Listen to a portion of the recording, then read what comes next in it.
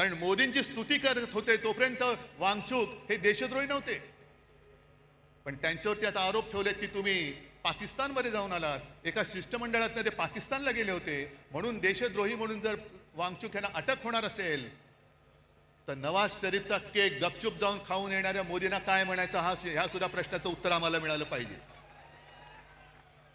न्याय हक्क मागणं हा या देशामध्ये देशद्रोह होतोय. आणि म्हणून काही वेळेला असं वाटतं की या सगळ्या कमळाबाईंनी चिखल करून ठेवलाय. जो म्हणतोय ते तुम्हाला आता कळेल. एक एक गोष्टी मी तुम्हाला सांगेन तसं. एक तर भाजप आणि प्रशासन सरकार चालवण्याचा सुतराम संबंध नाही, दुरान्वयाने सुद्धा संबंध नाहीये. 3 वर्ष मणिपूर जळतंय.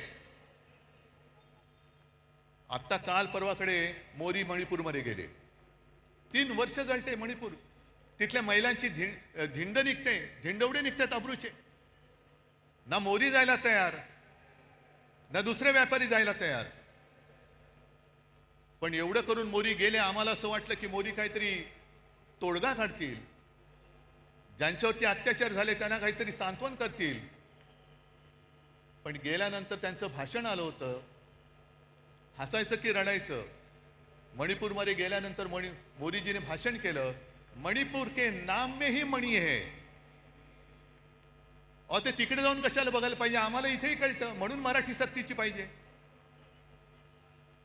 मणिपूरमध्ये जाऊन तुम्हाला मणिपूरमधला मणी दिसला, पण मणिपूरच्या जनतेच्या डोळ्यातलं पाणी नाही दिसलं.